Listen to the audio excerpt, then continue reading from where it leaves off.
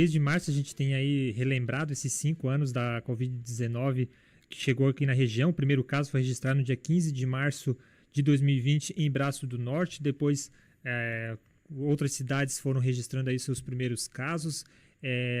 Jaguaruna, se não me engano, foi no final de março. Eu lembro que Sangão foi início de abril. Então a gente ainda está nesse período em que os municípios foram vivenciando esses primeiros casos,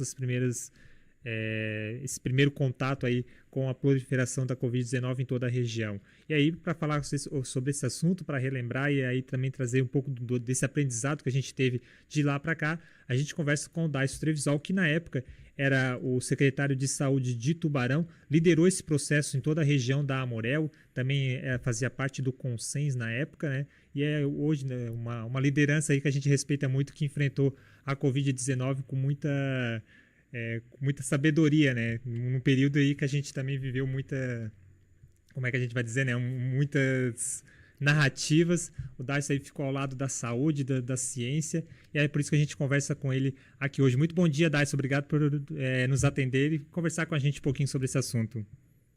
Bom dia, Joelson. Bom dia, Rafael Bica. Prazer falar com vocês aí na Rádio H2O. É sempre importante a gente participar dessas lembranças, né? Quando a gente pensa que faz 5 anos já que nós iniciamos todo esse processo, dá um pouquinho nos assusta um pouco, né? Porque, querendo ou não, o tempo passa muito depressa. E a gente vai ficando cada vez mais velho também, né, Bica? Ainda bem, né? E estamos nessa questão, né? E vamos em frente. Mas é assim, é interessante a gente relembrar um momento que foi um momento muito delicado, como você falou, né, Joelson? É um momento que nós tínhamos muitas dúvidas, né? Poucas certezas, dificuldade em ser assertivo naquelas ações lá no início da pandemia. E quando começou, a gente imaginava assim, em questão de 6 meses, né, nós vamos passar por esse processo. Passaram-se um pouco mais de 2 anos, numa dificuldade para todo mundo, muito aprendizado, obviamente, muitas coisas a gente já está esquecendo, né, que deveríamos fazer, mas foram momentos muito duros e que a gente aprendeu muito, né? Eu sempre falo que profissionalmente foi algo interessante para que a gente pudesse aprender um pouco mais a como lidar com as crises sanitárias como aconteceu, mas foi muito difícil para todos nós. Dyson, recentemente, por conta dos trabalhos do meu filho, que está com 11 anos, enfim, a gente acabou fazendo algumas pesquisas em documentários sobre a peste negra. E eu, na hora, me lembrei, assim, mexe com a gente, né, porque é recente ainda, dos erros que foram cometidos no combate à peste negra, porque a ignorância na época, né, não se tinha conhecimento, não se acreditava muito na higiene, inclusive comunidades judaicas foram punidas porque eles tinham o hábito de se higienizar e como eles não estavam adoecendo, achavam que eles tinham criado, enfim, né, e uma coisa muito maluca que o mundo viveu, assim. Claro que não nesse nível, mas a gente passou por algo parecido, de viver num estado de ignorância de algo completamente novo, que surpreendeu a todos, assim, e que de repente, hoje já se sabe, não, talvez isso tivesse sido mais ajustado, talvez ali. Tu já fez esse balanço, Dyson, do tipo, não, se com o conhecimento de hoje, o que podia ter sido melhor ajustado naquela época lá, não? Sim, até na época, né, Bica, a gente comentava muito nas entrevistas que o grande problema que a gente teria é que no futuro muitas daquelas ações que foram tomadas seriam julgadas, Aham. né? Isso era uma coisa que a gente já esperava. E eu continuo dizendo isso agora nesse momento, assim, ó, não dá para a gente julgar aquilo que foi feito ou que deixou de ser feito, Co- mas óbvio que com 5 anos após uma pandemia nós temos várias coisas que a gente fala assim, poderíamos fazer diferente, né? Uma das principais coisas que a gente sempre tem isso como claro na nossa mente, e eu digo que era algo que já lá atrás a gente falava, eu acredito que ali mais ou menos em julho, agosto daquele ano a gente já falava, eram os pontos de paramos muito cedo, né? principalmente aqui em Santa Catarina, porque a gente se assustou um pouco com tudo que estava vindo e nós esperávamos que a pandemia chegasse aqui na nossa região, não ali em março de 2020, mas sim lá por setembro, outubro de 2020, que as grandes cidades e os grandes centros seriam afetados primeiro, e nós fomos afetados aqui de uma forma muito rápida em Santa Catarina, sendo o terceiro, o que a gente chama de cluster, né, que é o local onde aconteciam os casos iniciais, eu diria. Teve São Paulo, Rio de Janeiro e Tubarão. Né? Pô, é uma coisa que nos assustou bastante naquele momento, em virtude de uma atividade que teve aqui em Braço do Norte. Mas o que acontece? Naquele momento, o Estado de Santa Catarina, até para se prevenir, principalmente de atendimentos que pudessem vir, nós fizemos um lockdown muito cedo, muito cedo. Essa é uma coisa que a gente deixa muito claro e que isso durante a pandemia mesmo nós falamos, que quando a gente precisava parar efetivamente, nós já tínhamos feito uma parada de quase 40 dias lá atrás, e isso afetou muito o comércio, afetou muito todos os empresários, né? Afetou muito os serviços que prestavam para a comunidade de vendas ou de qualquer outra situação. E aí, quando precisou efetivamente da gente parar, que era já no ano de 2021, início de 2021, começou a aumentar o número de óbitos, não tinha mais leito de UTI, não tinha mais leito hospitalar, nós não tínhamos solução efetiva ainda para as mortes que estavam acontecendo, a gente teve uma dificuldade muito grande e não conseguimos fazer o que era necessário. Então, esses dois pontos, eu acredito que sejam os pontos fundamentais de que nós faríamos diferente nesse momento. Mas, assim, óbvio, não cabe julgar, porque é uma coisa, uma decisão coletiva com o governo do Estado, Secretaria de Estado da Saúde, e que foi um processo de decisão em cima de algo que não se tem certeza. O aprendizado que eu tenho nesse período é assim, a coisa mais difícil que se tem para um gestor ou para um profissional da área da saúde é você tomar uma atitude sem ter a certeza ou a garantia de que aquilo vai dar certo. Né? Ser assertivo é algo que a gente tenta ao máximo na saúde. Por exemplo, assim, você não vai fazer uma cirurgia num paciente se você não tem certeza que tem que fazer cirurgia. Você não vai dar um medicamento para um paciente se você não tem a certeza, ou pelo menos o benefício ser maior do que o risco. Né? E naquele momento a gente tinha que tomar algumas ações, algumas atitudes em que a gente não tinha essa certeza. Isso é muito difícil, porque você vai errar. Né? A certeza que se tem é que, sim, em algum momento você vai errar por fazer alguma coisa que não deveria ter sido feita. Isso a gente chama assim, é melhor você pecar pelo excesso em algumas situações do que pela omissão. Né? Então, assim, eu acredito que a gente tenha tido um aprendizado muito grande. No geral, né, como vocês perceberam, vocês acompanharam muito esse processo lá naquele momento, eu acredito que aqui na nossa região e aqui em Santa Catarina a gente foi mais assertivo do que outros locais. Né? Morreram muitas pessoas, nós perdemos aí, só aqui em Tubarão foram 550 óbitos relacionados diretamente à Covid.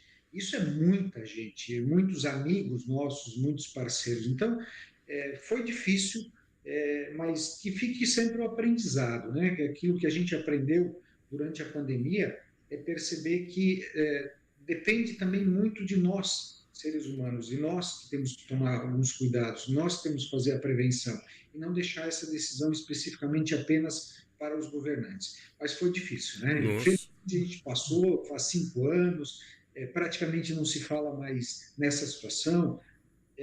Por fim, ainda temos um pouco daquela questão política de discussão sobre vacina, de fazer feito e não fazer, de pessoas morrendo, mas isso é algo que, assim, a gente tem que pensar sempre na questão risco-benefício, né, qualquer outro medicamento.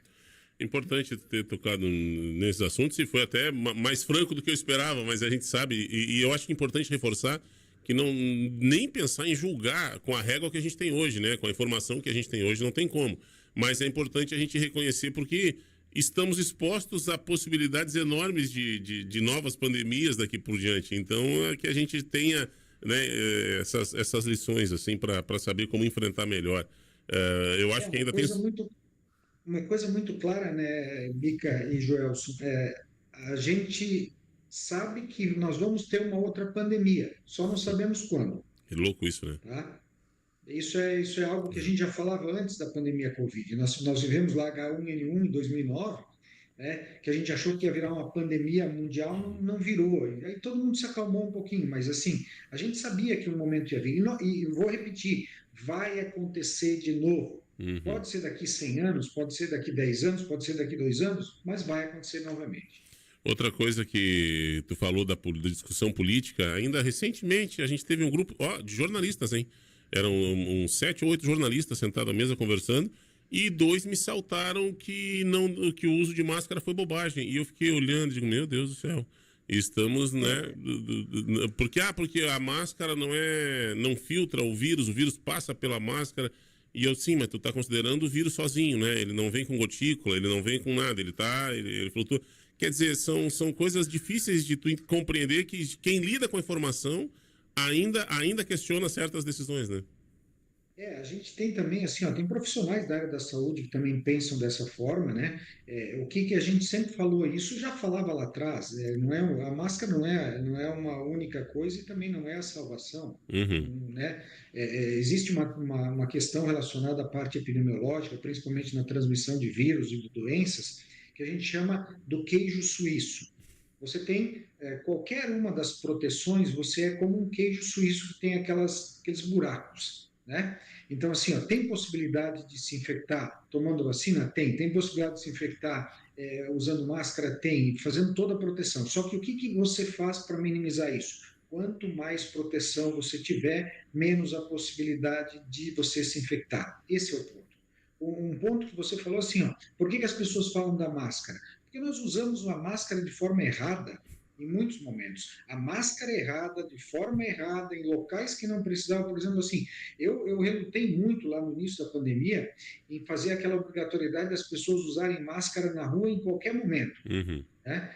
Se você está num aglomerado, ok, você poderia usar máscara. Agora vai andar aqui na beira-rio do Tubarão, vai andar aí na beira-mar, aí em Jaguaruna, para que você vai precisar de uma máscara se você está longe das pessoas, né? Então é uma discussão muito difícil e por isso que geram essas disputas, né, que as pessoas têm. Mas assim, o que nós precisamos sempre assim é ter mais conhecimento sobre a causa para poder falar. Uhum. Então, se você pegar, por exemplo, uma fala específica desses colegas de vocês, a máscara é pouco efetiva? Sim, ela pode ser pouco efetiva. Se ela for mal usada, se ela for usada embaixo do nariz, se ela for usada com uma máscara de pano, né? Se ela for somente aquele fator de proteção, a gente precisa manter ainda isso aqui, ó. Tá aqui, ó, álcool 70 aqui do lado para algumas situações do dia a dia, né? Que é uma coisa que é efetiva também. E a gente não faz mais. Então, assim, é difícil, né? É difícil a gente poderia ficar aqui falando o dia inteiro sobre Muito as tempo. questões que foram feitas certas, erradas, e vamos em frente, tentando fazer o melhor possível. O Dais, ali no começo de 2021, a gente viveu aquele agravamento da doença e foi também logo em seguida o período que começou a chegar as primeiras vacinas. E aí, a partir dali que a gente viu realmente o número de casos diminuindo. E aí sempre teve aquela discussão, até hoje se tem, né, em relação às vacinas, mas a gente vê o quanto a chegada da vacina coincidiu não, né? Foi o fator determinante para baixada dos casos até para o ponto que a gente chegou hoje, né? Que é o fim da pandemia. Perfeita a sua colocação. Assim, se a gente for estudar um pouco mais sobre essas condições, obviamente que também as pessoas que acabaram sendo contaminadas e que ficaram imunes a partir disso também favorece esse processo todo. As vacinas, logo no início, a grande discussão que se tinha era principalmente, por que as vacinas foram feitas de uma forma muito rápida, a eficácia de algumas vacinas realmente era um pouquinho mais baixa, mas ela salvava as pessoas, né? É a questão do risco e do benefício. Você usa a vacina para reduzir óbito. E foi muito rápido isso. Nós começamos a usar ali no começo de 2021, quando chegou lá em abril, maio, junho, eu diria até, de 2021, nós tínhamos aí metade dos óbitos já acontecendo e caindo de forma bem significativa, né? Felizmente elas fizeram efeito.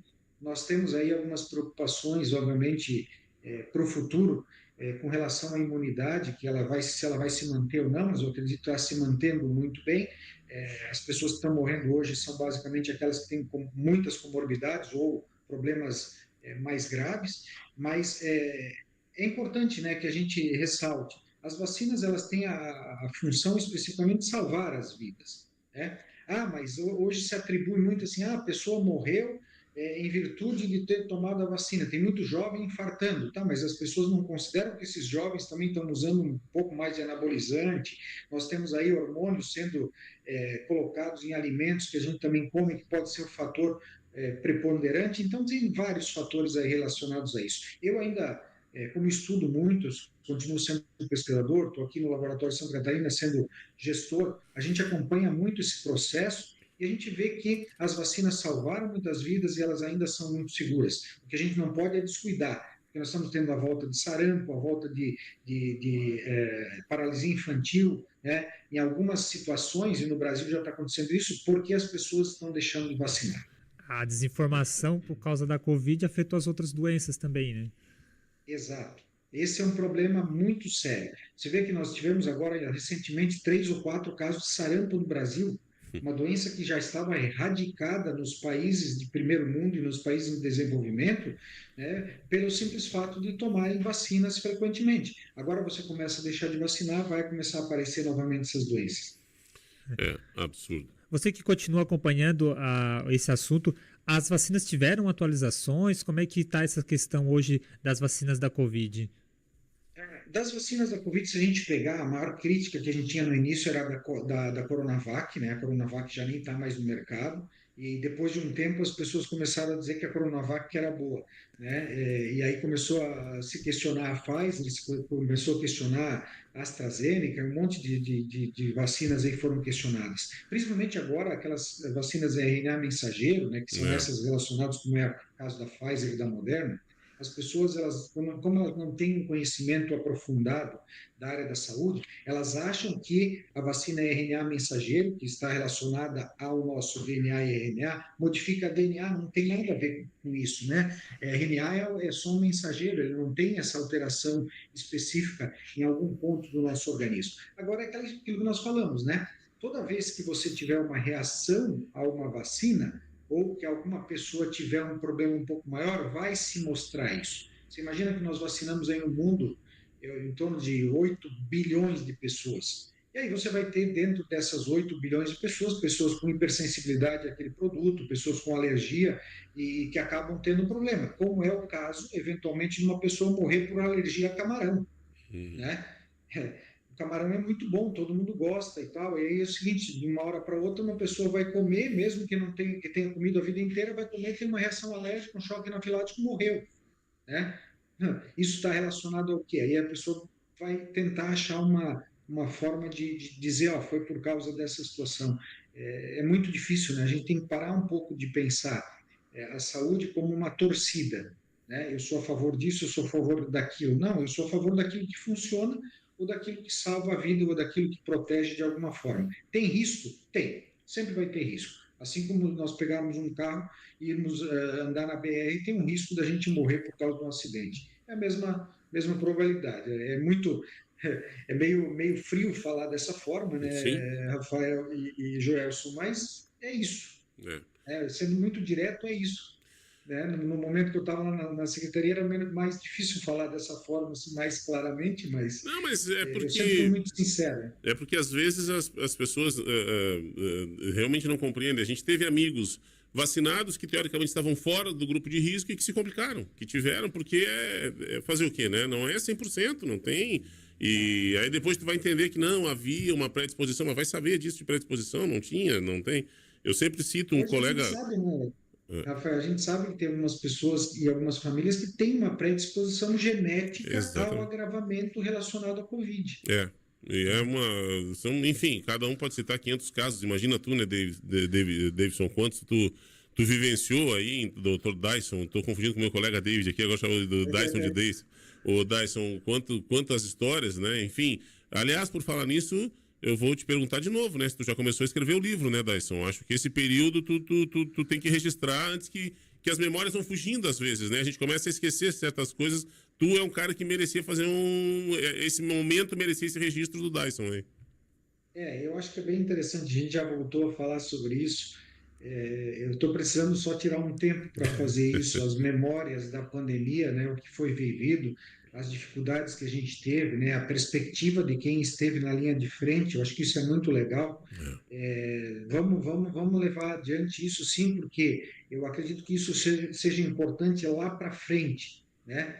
Para daqui a 50, 100 anos, talvez falar o que foi a perspectiva do que a gente viveu nesse período especificamente.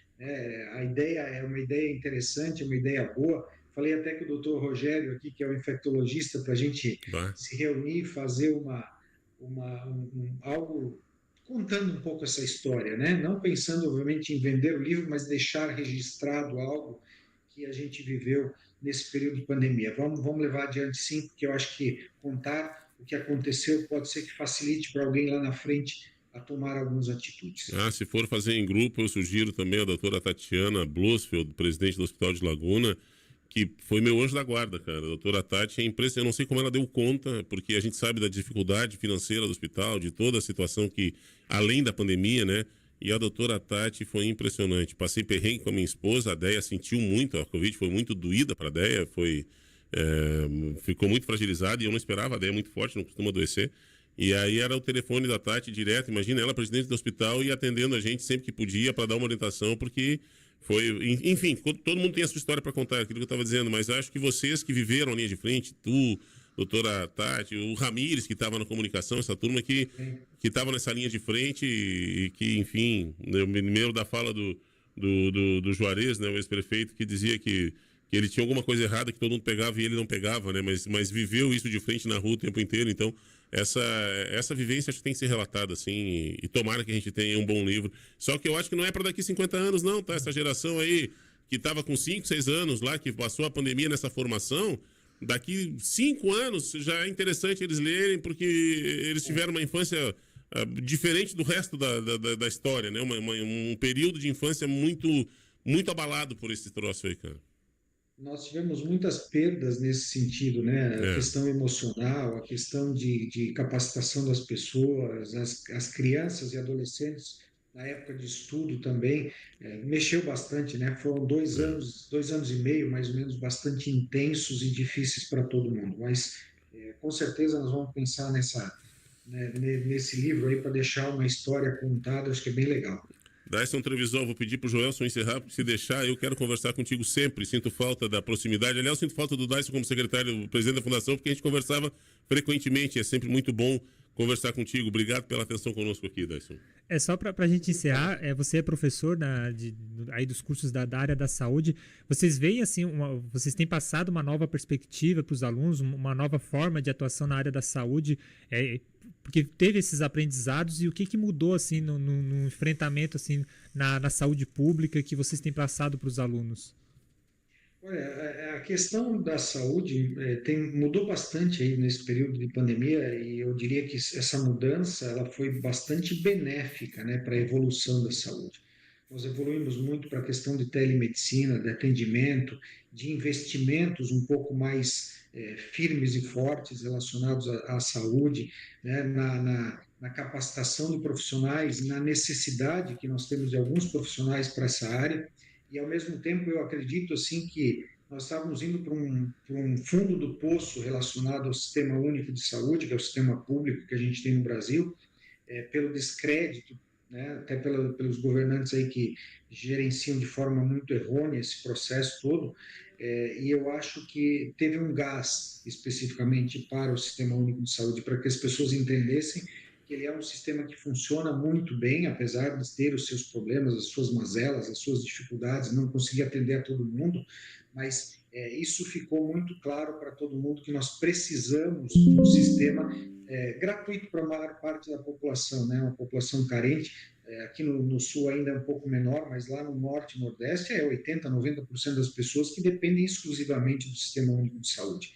E assim, o fortalecimento que se fez, e a gente tem trabalhado muito com os estudantes, dizendo para que eles se doem em algum momento, principalmente os profissionais médicos. Eu dou aula na medicina, e no 11º semestre, que eles estão quase se formando, eu dou aula de gestão em saúde e digo para eles assim: vocês têm que entender que vocês vão ser profissionais, que vão ganhar bem, que vão trabalhar, que vão salvar a população, mas façam o papel social de vocês também. Atendam algumas pessoas de forma gratuita, fazendo uma solidariedade e sendo humanos. É isso que a gente precisa da população e é isso que a gente precisa dos profissionais também da área da saúde. A gente sabe que é muito difícil porque nós vivemos num mundo capitalista, nós somos capitalistas, obviamente, né? Nós não temos um pensamento socialista muito exacerbado, principalmente aqui no Sul, mas que a gente também faça isso, né? Não precisamos mostrar efetivamente o que a gente está fazendo, mas faça o bem com outras pessoas, tente ajudar outras pessoas mesmo, que você vai ter um retorno, eu acho que isso é importante. Bacana. Agradecer, doutor Dyson Trevisoc, que para um pouquinho aí o trabalho no Laboratório Santa Catarina para falar com a gente, mas sempre bom falar de saúde. Dyson, um dia ainda terei Dyson Trevisoc como colunista nosso aqui, trazendo sempre uma reflexão. Obrigado, Dyson, uma honra sempre. Obrigado também, um grande abraço a vocês. E assim, quando vocês precisarem que a gente faça alguma conversa, a gente está à disposição sempre, né? Aqui o Laboratório Santa Catarina também faz o seu papel, né? Eu estou muito contente de estar aqui, nós fazemos saúde também aqui, o Dr. Mamprim e toda a nossa equipe também está muito preocupada, e a rádio sempre foi muito parceira nossa, né? Nós somos parceiros comerciais, mas também da mesma forma fazendo aquele papel que é importante para toda a comunidade, que é informar, naquilo que é real, não naquilo que é conversa fiada e papo furado. Né? Um grande abraço aí para vocês, uma boa semana e sempre à disposição.